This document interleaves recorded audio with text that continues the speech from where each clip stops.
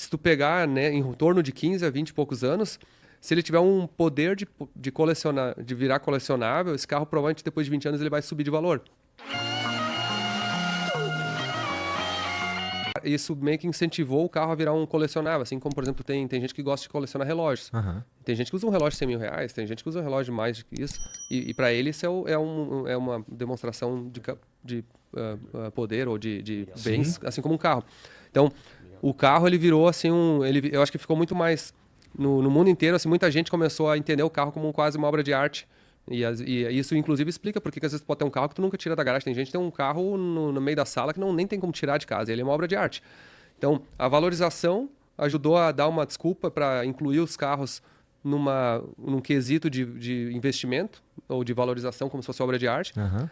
E eu acho que se popularizou muito isso e tirou o estigma de que isso é uma coisa errada. Eu não digo errada, mas assim, muita mais gente tem. Parece que mais gente... Olha a quantidade de Porsche que vendeu no Brasil nos últimos anos. É verdade, cara. Então, assim, eu vou pegar assim, as cidades do interior. Na minha cidade do interior, lá no Rio Grande do Sul, Santa Cruz do Sul, tem muito mais carro especial, assim, absurdamente a mais hoje do que tinha no passado. Sim.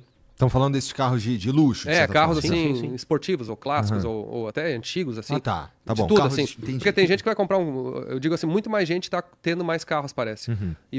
Então, assim, com esses fatores de valorização, porque antes tu sempre tinha uma ideia de que carro tu vai perder dinheiro. Ah, sim. Mas isso não é verdade. Tem realmente muita gente que consegue. E agora eu tô falando sério mesmo, não é brincadeira. Não é a história pra tua mulher, é de Não, verdade. não, verdade. Tem muitos carros que se tu comprar bem, é um carro... E aí tem alguns critérios, assim. Um carro, por exemplo, em torno de 20 anos é o pico de desvalorização dele. Ah. Se tu pegar, né, em torno de 15 a 20 e poucos anos, dificilmente... Se esse carro tiver algum poder de valorização, se ele for por alguma razão um pouco especial, e aí inclui assim, ou é um carro que não vai existir mais, ou é um carro que era a versão especial, ou é um carro que é raro, que foi feito pouco, ou é uma combinação muito específica. Se ele tiver um poder de colecionar, de virar colecionável, esse carro provavelmente depois de 20 anos ele vai subir de valor. Entendeu? Então, e aí se tu associar isso com uma boa compra, o que significa uma boa compra? Pegar um carro num bom preço, de um estado que aparentemente tu resolve e deixa ele bem, tu ganha dinheiro. Ou tu tem, mesmo que tu não seja para vender esse carro, aquele bem, ele vai valorizar. Eu vou dar um exemplo assim, a Ferrari que eu comprei, essa Ferrari, é uma Ferrari F355, eu comprei ela em 2020 por $31 mil nos Estados Unidos. Hoje, um carro que se fosse naquele estado que eu tinha comprado naquela época, ele valeria 70 mil, 80 mil dólares nos Estados Unidos. Então, na teoria, eu mais que dobrei o meu investimento naquele carro. Só que, além disso, eu fui lá e eu arrumei algumas das coisas que tinham errado naquele carro, que era um carro batido, que tinha recuperado. Mesmo batido, recuperado, ele valeria 70 mil hoje. Não entendi. Só que com o aperfeiçoamento que eu fiz, ele vale mais de 100. Então, só que se tu pegar isso aí e multiplicar por 20, teoricamente, tu tem vários investimentos, assim, fazendo. Só que aí vão dizer que alguns tu erra. Às vezes dá errado. Mas um exemplo simples, assim, o Tesla, tá? Um Tesla nos Estados Unidos, um leasing de um Tesla, o Plaid, que é o top de linha, o carro é 150 mil dólares do preço base. Era 150 mil dólares, baixou para 100 mil agora, 100 mil. Esse carro custava, tipo, 2 mil dólares por mês de leasing, sem entrada. O leasing, basicamente, tu paga o leasing por 3 anos, 2 mil dólares por mês, te custou 72 mil dólares, tá? Então, assim, tu teve um carro que tu usou por 3 anos por 72 mil dólares. Só que se eu tivesse comprado o carro por 150, pagado o valor do carro e vendido ele, eu ia ter vendido ele por 60, então eu ia ter perdido 90, na verdade. Então o leasing ainda assim foi um menos pior negócio do que a compra. Entendi. Tá? Só que agora, por exemplo, assim, quando eu devolvi o Tesla na metade do ano passado, eu fiquei pensando, cara, se eu for viajar longe, eu tenho a Suburban da minha esposa, porque cabe 8, levo meus filhos. O meu trajeto todo dia... Teus filhos amigos deles, né? Todo dia meu trajeto é tipo assim, é 10 quilômetros ida e volta. E eu tenho um monte de carro encrenca, mas eu tenho um monte. Então, assim, a chance de nenhum deles estar andando Verdade. é pequena, tá? Aí eu pensei assim, cara, em vez de eu comprar gastar 70 mil dólares por 3 anos num outro carro, eu vou pegar um carro. E aí eu escolhi, por exemplo, uma BMW M5 V10. Você vê como tá? a gente se auto-sabota com convicção. Uhum. Vai Não, mas olha o meu cálculo, ó. Eu peguei um carro que eu acho que é um carro que é raro, porque é uma M5, é um dos últimos motores V10 do mercado, é um sedã que a BMW cometeu uma insanidade de botar um motor de 500 cavalos aspirado num sedã, na época que ela estava brigando com a Mercedes lá para ser o mais rápido da Autobahn, e que parou de ser fabricado em 2008 ou 2009, e está no pico de desvalorização. É um carro que tu comprava ali nos Estados Unidos por 10 a 20 mil dólares. Obviamente um pouco mais. Eu comprei uma muito boa por 20 mil dólares. Esse carro aí, eu fiquei um ano com ele já subiu 5 mil dólares de preço. Então, tipo assim, Cara, ganhou dinheiro com o No carro. Tesla, eu estaria gastando 72 em 3 anos, ali eu ganhei 5 em 1 ano já. E de certa maneira eu fiz um uso semelhante. Isso sem contar o que você fez no carro. Tipo, se você não tivesse feito nada, né? Mas óbvio que o idiota foi lá e colocou $12 mil em escapamento na porra do carro Não, de até 20. que não, botei 3. Botei 3. Óbvio, desculpa, foi mal. Três. Desculpa, Não, desculpa. não. E talvez eu tenha estragado a sua desculpa em casa. Que inclusive esse carro não era nem dele, é pro filho, mas tudo bem. Aí a desculpa que eu botei foi assim, aí eu peguei isso é uma outra coisa, meus filhos, um deles, os 3 assim, nunca foram muito ligados em carro. Eu tenho um de 14 agora, um de 10 e um de 7. Tá. Eles nunca foram muito ligados em carro, mas eu acho que é pela superexposição, parecia muito comum, assim, aí daqui a pouco Entendi. um deles começou assim, peraí, por que meus amiguinhos acham tão legal os carros do meu pai?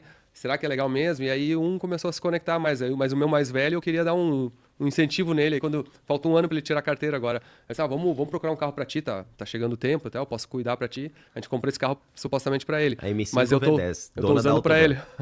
Caralho, cara, é meio exagerado, né? Mas Pô, cara, acho um qual pai foi o carro que sensato. tu teve mesmo? Era um tipo pro teu primeiro? É. Porra, aí tu arrumou um carro bem mais foda pro teu filho, né, cara? Inclusive bem antes também. Se Maneiro. for considerar a idade, foi até pior do que o tipo. Porque o tipo era 90 e alguma coisa. O tipo tinha 6 anos de idade. Ah, sim, pô, mas esse carro aí é, porra. A BM é 2000 e 6. Tem quase 20. quase 20 anos. Quando ele tirar a carta, vai ter 20 anos. É. E aí, você faria esse acordo? Olha, eu acho que eu faria. Tu não faria, não? É que... Bom, eu tenho... Até traz o Miguel aí, rapidinho. Só pra te mostrar um negócio. Porque eu tive um Eclipse, que é um carro esportivo e tal, e eu tinha 18 para 19 anos, né?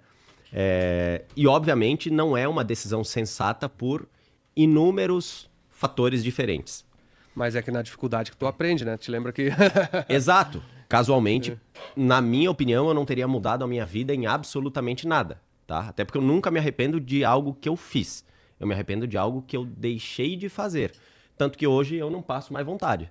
Eu tô com vontade, vou e às vezes, assim, muitas coisas na minha vida, se eu tivesse parado pra pensar, não eram opiniões sensatas, assim. E aí, pô, eu perdi meu pai relativamente cedo, assim. Então, muitas das coisas eu paro, aí eu olho assim, aí eu falo, puta, ele tá... Certeza que se ele tivesse aqui, ele falaria, tipo, não. Mas, sabe, tipo, eu tô com vontade, eu gosto e vou. E tá. E aí, com o passar do tempo e experiência, tu aprende a dar passos questionáveis, mas tu aprende a te safar, assim, sabe? Tipo, ó, se acontecer alguma coisa e tal, a gente tem de onde conseguir e se articula ali para aquilo. Então não é uma loucura, insanidade total, mas assim, eu não deixo de fazer as coisas. Eu tento construir formas daquilo ali entrar, sabe? Fazer sentido, né? Mas, cara, obviamente, no caso do Anderson, concordo com ele e até o que ele falou realmente faz total sentido de ter esses carros. E hoje, no Brasil, por exemplo, esses carros valiam muito pouco, porque era do tipo assim, cara, onde é que eu vou conseguir peça pra isso? Tipo, lembra? Eu tive passou um período que foi tive uma BMW M5 V10 aqui nos Estados Unidos em 2014, 15 ali. Estados Unidos, Brasil? No Brasil. No Brasil. No Brasil. E eu comprei ela por 110 mil e vendi ela por 145. Eu achei que eu tava abafando. Hoje vale 250, 300.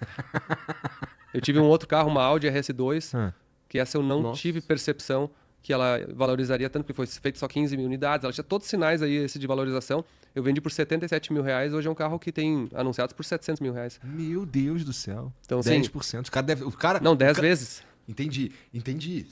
Sim, não, mas tu vendeu por 10% sim, do preço. O cara que comprou, que falou pra mulher, fiz um puta negócio, né? Não, mas nem ele tinha que na entendido. época, assim, não... realmente não valia. Hoje tu pega carros ali, sei lá, até não precisa ser tipo um carro tão específico assim, mas tu pega um Opala, que foi um carro que durante muito tempo não valeu muita coisa. Mas a regra dos 20 anos é importante, tá? Se tu pegar um carro 20 anos, estatisticamente é o pico de desvalorização dele, porque aí ele é um resto de rico, ele não é tão antigo para ser clássico e ele também não é novo o suficiente para ser um carro de rico, digamos assim, ou de novo. Então, se tu conseguir selecionar desses carros com 20 anos um carro que tem um potencial de virar colecionável, provavelmente vai ser um carro que vai apreciar. entendi.